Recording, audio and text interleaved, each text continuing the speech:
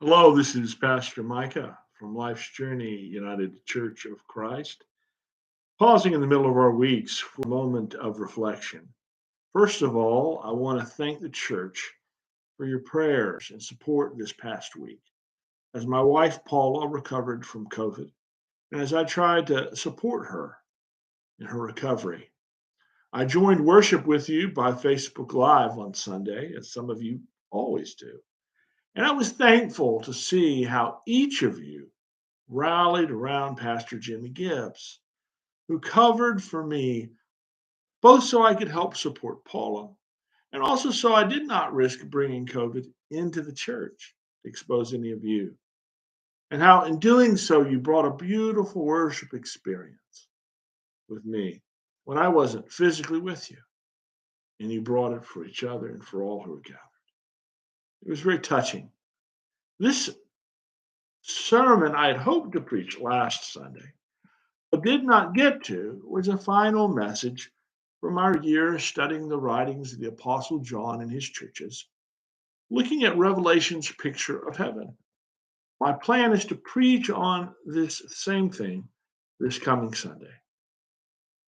This past Sunday, Pastor Jimmy Gibbs brought us a word from the Psalms, recalling the many gifts and blessings that God sends our way. Pastor Gibbs invited us to embrace the joy God makes possible each day, because God does, both in the days that are full of brightness and also the difficult days. Thinking about the worries and the fears that COVID has brought, not just this past week for myself and Paula and our family, but the past few years. And thinking about the text we will study this coming week, and also about Pastor Jimmy's challenge to us for us to embrace the joy and gifts God brings each day. I'm reminded of the challenge Mary Oliver gives in her poetry. Thinking about the shortness and fragility of our lives, Mary Oliver writes a poem that has always spoken to me, spoken to my heart, entitled Don't Hesitate. Let's hear it. If you suddenly and unexpectedly feel joy, don't hesitate, she writes. Give in to it. There are plenty of lives and whole towns destroyed or about to be. We are not wise and not very often kind, and much can never be redeemed. Still, life has some possibility left. Perhaps this is its way of fighting back that sometimes something happens better than all the riches or power in the world. It could be anything, but very likely you notice it in the instant when love begins. Anyway, that's often the case. Anyway, whatever it is, don't be afraid of its plenty. Joy is not made to be a crumb. So often we look at the fragility of life and the many sources of fear and of worry as a chance to get back on the treadmill of ever increasing worry and anxiety. I've been guilty of it. I know some of you have too. Instead, as Pastor Jamie reminded us Sunday, and Mary Oliver reminds us today in this poem, we can take a pause on things. We can take a breath. We can notice the gifts, the everyday joys that lie in front of us. And when we do so, we are embracing God's amazing grace. This is a sacred task, a holy duty. We know this because in the Bible, this is a part of what the command to take Sabbath means. Ten Commandments say to take one day in seven to put aside worry, stress, anxiety, just to rest. One Jewish scholar that has influenced me, Abraham Heschel, writes about the call to Sabbath by saying that it is a call to build tabernacles in time, moments that are like sacred spaces. We build by our choices. Times where we pause and recognize God's presence throughout our whole lives.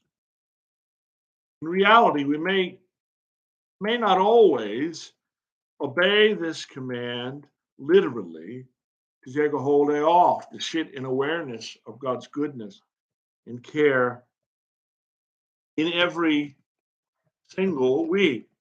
Many of us, myself included, as a man who works 2 jobs,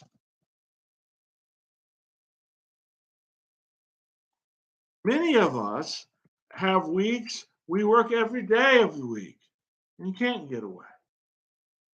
But we each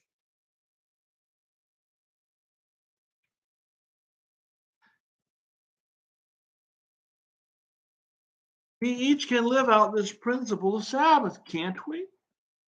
Can we find, each of us, a way to build tabernacles of time in our daily life? Pauses in the stress and worries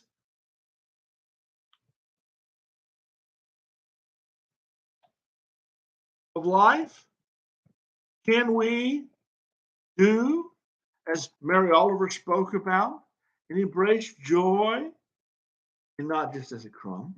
Yes, this is something we each can learn to do each day, whether we are working or resting that day. It is something we must do. We must. Let me tell you why. There is a way we can choose to let go of our anxieties intentionally every day and week to sit at God's feet, laying our troubles on the altar. If we fail to do this, we will find ourselves threadbare emotionally and spiritually, and our relationship stretched to near a breaking point. If we learn to do this every day, if only for a few minutes, I feel we will also find creative ways to embrace this pause for joy that is Sabbath more regularly, pushing back against the drive to always be on the clock, and so neglect our personal needs, our emotions, our physical health, our spirits, our families, and friends. I feel this is the challenge we have as we pause midweek, as we pause midweek this week. May we find ways to make joy not a crime. Amen. Amen. I hope to see you each this Sunday in worship, whether in person or as I had to do this past week on Facebook Live. And I hope you also keep your calendars open, not for this Sunday, but Sunday next, September the 25th, when we will meet at McIntosh Lake for our annual celebration or homecoming service, which this year, as last year, is done in a fellowship style around the lake outdoors. Well, I hope to see you there. God bless you.